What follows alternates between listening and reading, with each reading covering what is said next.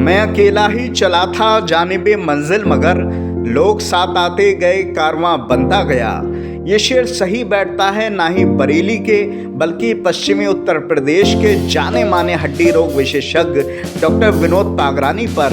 और सही क्यों ना बैठे, 2005 से उन्होंने अपने एक सफ़र की शुरुआत की थी जो आज तमाम मंजिलें और मुकाम छूते हुए एक इतिहास रचने के करीब है, क्योंकि आज उनकी सरपरस्ती में खुशलोक अस्पताल और आईएमए परिवार फल फूल रहा है। साथ ही बरेली शहर सीट पर बीजेपी से डॉक्टर पागरानी की दावेदारी भी जबरदस्त नजर आती है, क्योंकि हर वर्ग उनके साथ खड़ा है और वो ये चाहता है समाज की नब्ज समझने वाले डॉक्टर पागरानी इस बार उनके विधायक पद के दावेदार हों। नमस्कार, अटल न्यूज में आपका स्वागत है और मैं आपसे मुखातिब हूँ समीर अब्बास। तुम अपने पास रखो अपने सूरजों का हिसाब, मुझे तो आखिरी घर तक दिया जलाना है। ये शेर है प्रोफेसर वसीम बरेलवी का और इसी बरेली की सरजमीन से जुड़े हुए हैं डॉक्टर विनोद पागरानी जी, जो किसी भी इंट्रोडक्शन और तारुफ के मोहताज नहीं हैं। उन्होंने MBBS अपना मेरठ से कंप्लीट किया और उसके बाद उन्होंने MS जो है झांसी से कंप्लीट किया। उसके बाद 2005 में उन्होंने शुरुआत की बरेली में और आर्थोपेडिक के मामले में वो ज़बरदस्त सर्जन बने, MCH भी किया। और ये जब सिलसिला आगे बढ़ा तो उन्हें 2020 में IMA का अध्यक्ष भी बनाया गया।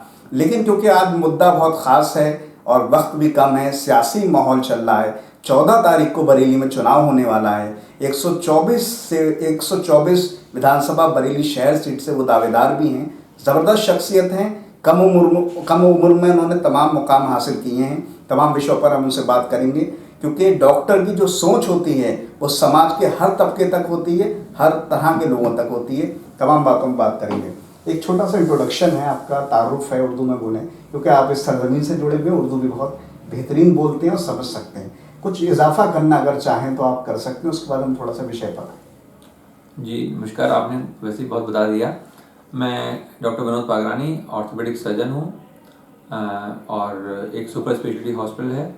ऑर्थोपेडिक सर्जरी के अलावा वहाँ पर करीब 20-25 सुपर स्पेशलिस्ट हर तरह की सर्विसेज दे रहे हैं और शहर का प्रतिष्ठित अस्पताल है और कोविड क्षेत्र में भी उस अस्पताल ने काफ़ी काम किया।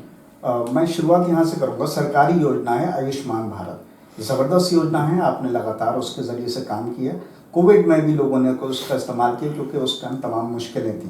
किस तरह से लोग पहुँच पा रहे हैं सरकारी योजना, जो ये वाली योजना है जो मैंने आपको बताई, इसके बारे में थोड़ा सा क्या कहना चाहिए?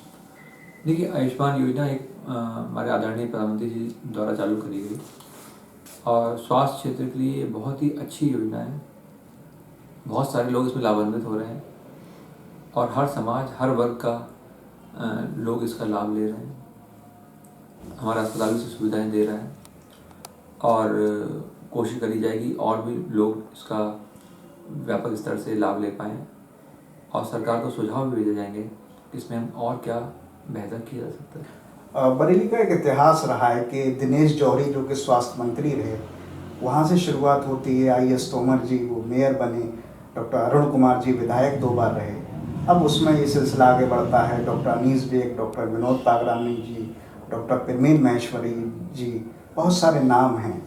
ये डॉक्टरों का सियासत में आना किस तरह का संदेश देता है, क्या कहना चाहते हैं? देखिए, बहुत पॉजिटिव थिंकिंग है ये। मैं तो समझूंगा कि समाज के लिए अच्छी चीज़ है अगर पढ़ा लिखा वर्ग राजनीतिक क्षेत्र में प्रवेश कर रहा है। डॉक्टर्स खास करके क्योंकि मरीजों से जुड़े रहते हैं, समाज से उनका कनेक्शन वैसे ही रहता है। समाज की परेशानी उनके पास मरीज अपना शेयर करता ही है और जिस घर में आप इलाज कर देते हो तो उस घर से भी जुड़ाव आपका भावनात्मक रूप से हो जाता है। तो मुझे लगता है कि पढ़े लिखे समाज को और भी ज़्यादा सामाजिक क्षेत्रों में रुचि लेनी चाहिए और राजनीतिक क्षेत्र में रुचि लेनी चाहिए। उससे मुझे लगता है स्तर और बेहतर होगा राजनीति में। मैं आपसे एक बहुत बड़ा अहम सवाल जानना चाहता हूँ कि आपने BJP ही ज्वाइन क्यों करी? क्योंकि तकरीबन 2 साल पहले तक बहुत ज़्यादा जिक्र नहीं था, आपका भी बहुत ज़्यादा नहीं चाहते थे, मुझे लगता है सियासत की तरफ, या सोच नहीं पा रहे थे, ये तमाम चीज़ें। फिर आपने BJP ज्वाइन करी और ज़बरदस्त तरह से आपका माहौल बना हुआ है, क्या कहना चाहते हैं? देखिए, भाजपा का जो विचार परिवार है, चाहे संघ, जनसंघ और भाजपा। विभाजन के बाद से ही हमारा परिवार विभाजन की विभीषिका झेल के बरेली आया। तब से इसी विचार परिवार से जुड़े रहे। और अगर आप देखें, केंद्र में आदरणीय मोदी जी की सरकार और प्रदेश में आदरणीय योगी जी की सरकार कितना अच्छा काम कर रही है।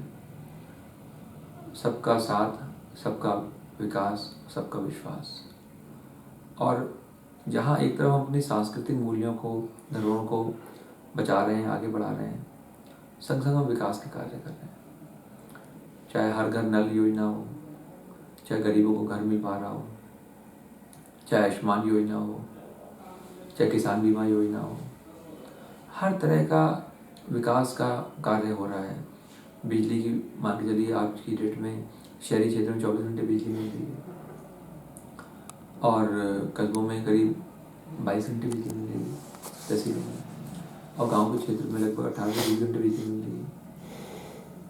और अगर हम देखें कि राष्ट्रवाद, राष्ट्रभक्ति, तो जो ये चीज़ है, और कोई पार्टी इस मामले में मैं नहीं समझता कि इस तरह से कोई कार्य कर रहा है। तो भाजपा एक दल ऐसा है जो मैं समझता हूँ कि राष्ट्र हित में जो कार्य कर रहा है, उससे देश आगे बहुत बढ़ रहा है और शुरू से मन में बसा हुआ है, और इसलिए इस पार्टी में। एक बहुत अहम सवाल है आज के दिन का।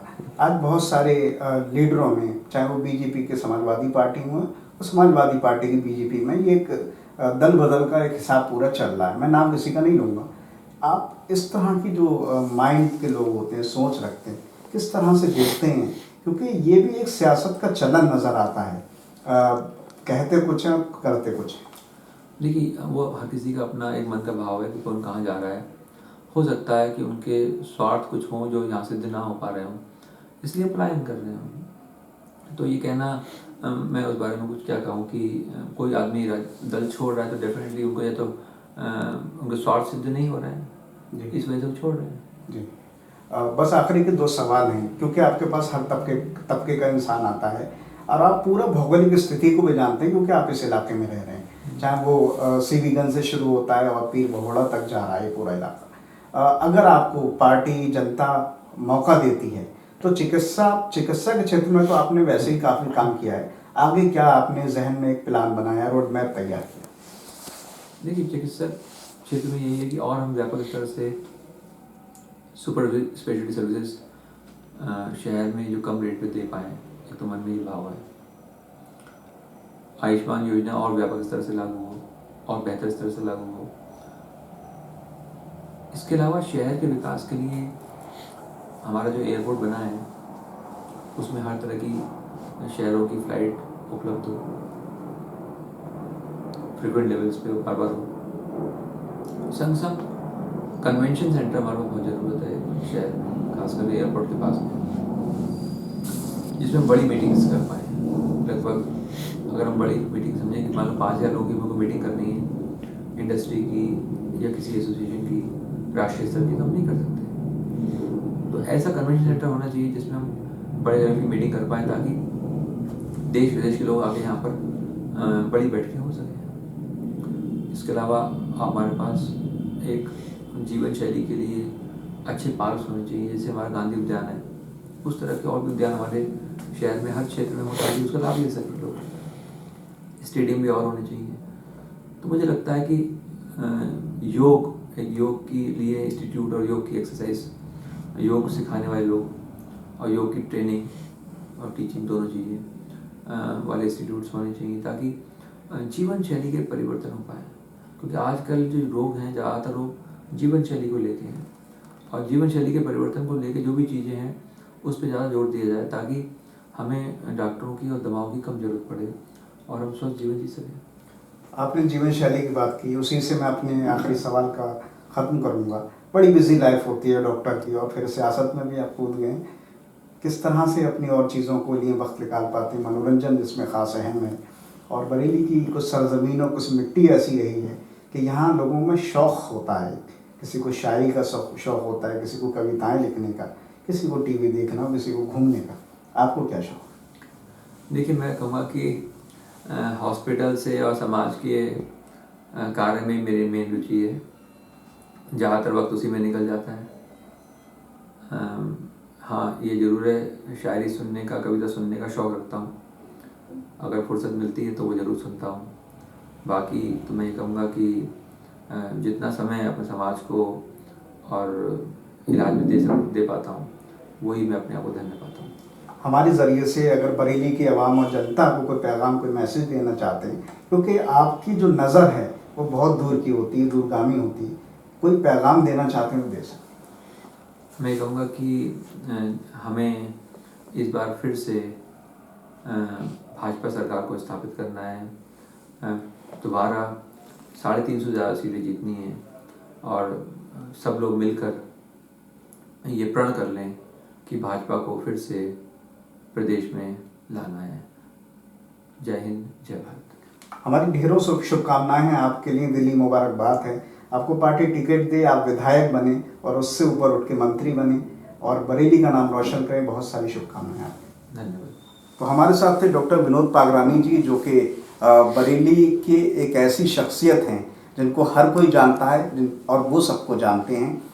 हर समाज में उनकी बड़ी इज्जत है और तकरीबन 16 साल, जो मुझे बताया, 16 साल से लगभग बरेली में सेवाएं दे रहे हैं। मेरठ से शुरुआत होती है, फिर झांसी और उसके बाद बरेली की मिट्टी में ये बात होती है कि वो अपने हीरे को वापस ले आती है। इसलिए डॉक्टर विनोद पागरानी जी खुशलोक अस्पताल में अपनी सेवाएं दे रहे हैं। ये एक अच्छा संकेत भी है हमारे समाज और सोसाइटी के लिए कि डॉक्टर सियासत की तरफ आ रहे हैं। एक नई ऊर्जा का निर्वाह होगा, एक नई चीज़ पैदा होगी। और बरेली तो वैसे ही, अगर लखनऊ की सियासत का जो रास्ता है वो कहीं से जाता है तो वो बरेली से है, जहां 9 विधानसभा सीट है और जहां पर 1989 से लेकर अब तक संतोष कुमार गंगवार जी लगातार जीतते रहे हैं, महज 2008-9 को छोड़कर। जाहिर है 2017 में 9 सीटें जीती थी, इस बार भी ज़बरदस्त तैयारी चल रही है। मैं फ़िलहाल डॉक्टर विनोद पागरानी जी की बातों को एक शेर के ज़रिए से ख़त्म कर देना चाहता हूँ कि मैंने आवाज़ दी है तुम्हें बड़े नाज के साथ, मैंने आवाज़ दी है तुम्हें बड़े नाज के साथ, तुम भी आवाज़ मिला दो मेरी आवाज़ के साथ। जाहिर है आवाज़ से आवाज़ मिलेगी, तभी समाज के अच्छा निर्माण हो सकेगा। फिलहाल इन तमाम बातों के साथ मैं समीर अब्बास, कैमरामैन रईस हुसैन के साथ, अटल न्यूज़।